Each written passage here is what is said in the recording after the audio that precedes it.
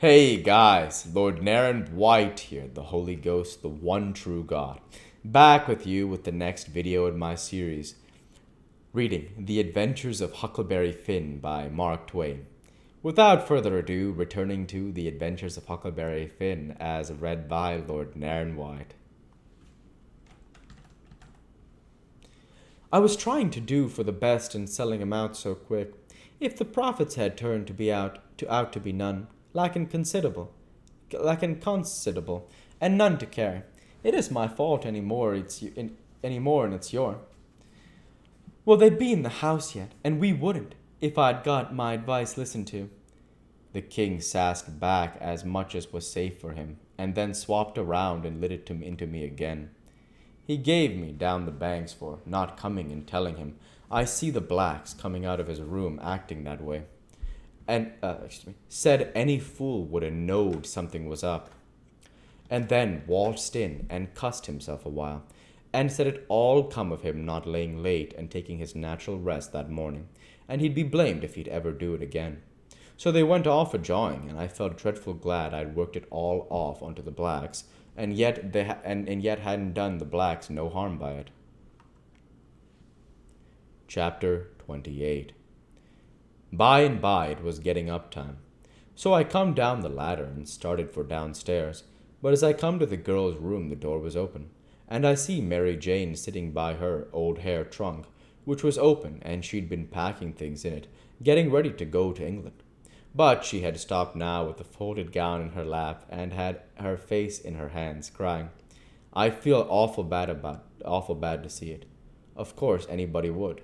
I went in there and says, Miss Mary Jane, you can't bear to see people in trouble, and I can't, most always.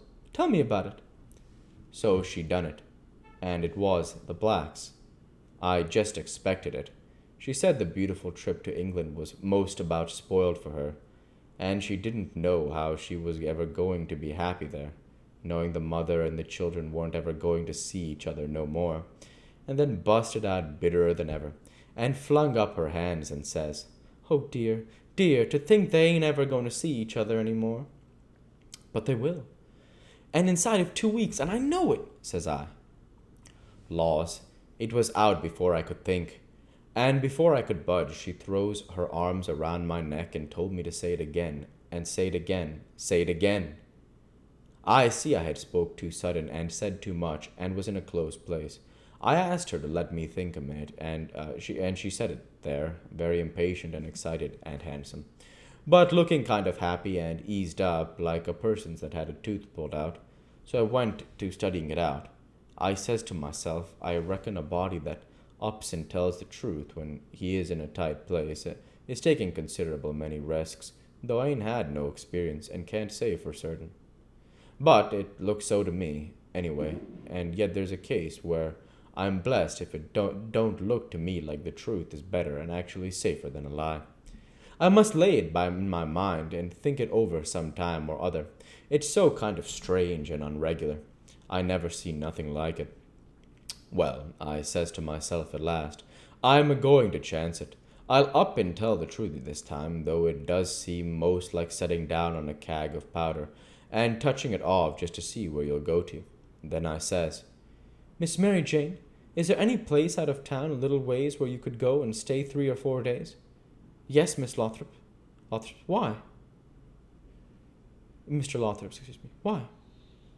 Never mind why yet. If I'll tell you how I know the blacks will see each other again inside of 2 weeks here in this house, and prove how I know it, will you go to Mr. Lothrop's and stay 4 days? 4 days, she says. I'll stay a year. All right, I says. I don't want nothing more out of you than just your word. I'd rather have it than another man's kiss the Bible. She smiled and reddened up very sweet, and I says, If you don't mind it, I'll shut the door and bolt it. Then I come back and set down again and says, Don't you holler. Just set still and take it like a man. I got to tell the truth. And you want to brace up, Miss Mary, because it's a bad kind, and going to be hard to take, but there ain't no help for it. These uncles of yourn ain't no uncles at all. They're a couple of frauds, regular deadbeats.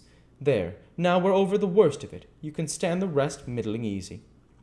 It jolted her up like everything, of course, but I was over the shoal water now, so I went right along. Her eyes a blazing higher and higher all the time, and told her every blame thing from where we struck that young fool going up to the steamboat clear through to where she flung herself onto the king's breast at the front door, and he kissed her 16 or 17 times. And then she jumps, with her face afire like sunset, and says, "The brute! Come, don't waste a minute, not a second. We'll have them tarred and feathered and flung in the river." Says I, "Certainly.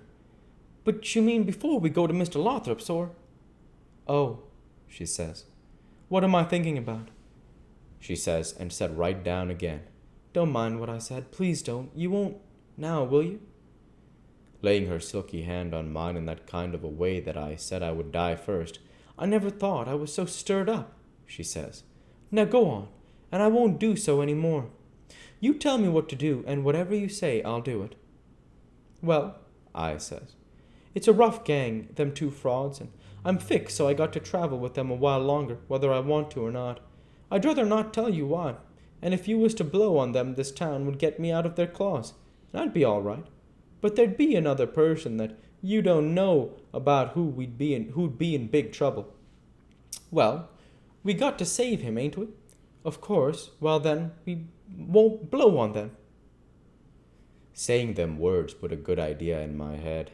I see how maybe I could get me and Jim rid of the frauds and get them jailed here, and then leave. But I didn't want to run the raft in the daytime without anybody aboard to answer questions but me. So I didn't want the plan to begin working till pretty late tonight. I says, "Miss Mary Jane, I'll tell you what we'll do, and you won't have to stay at Mr. Lothrop's for so long neither. How far is it?" "A little short of 4 miles, right out in the country back here." "Well, that'll answer. Now you go along out there and lay low till 9 or half-past tonight, and then get them to fetch you home again. Tell them you've thought of something. If you get here before 11, put a candle in this window, and if I don't turn up, wait till 11. And then, if I don't turn up, it means I'm gone, out of the way and safe. Then you come out and spread the news around and get these beats jailed." "Good," she says. "I'll do it. And if it just happens so that I don't get away, but get took up along with them, you must up and say I told the whole thing beforehand, and you must stand by me all you can." "Stand by you? Indeed I will. They shan't touch a hair of your head," she says, and I see her nostrils spread and her eyes snap when she said it too.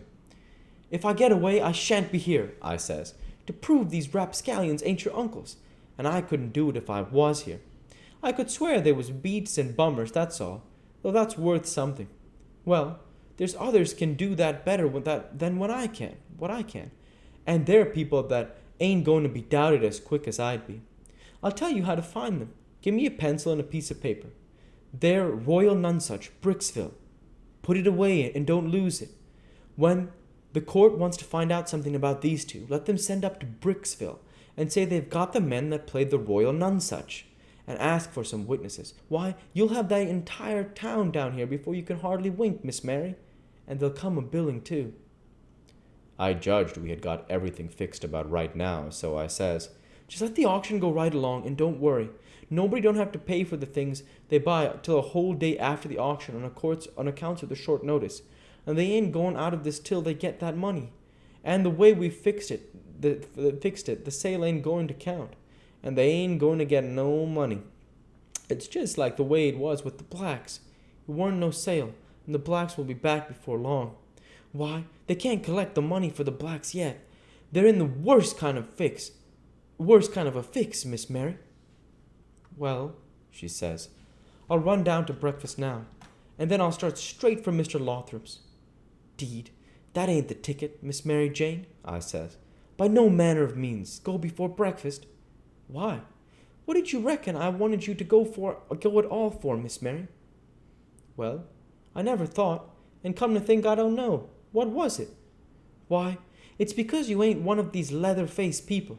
I don't want no better book than what your face is. A body can set down and read it off like coarse print. Do you reckon you can go and face your uncles when they come to kiss you good morning and never—"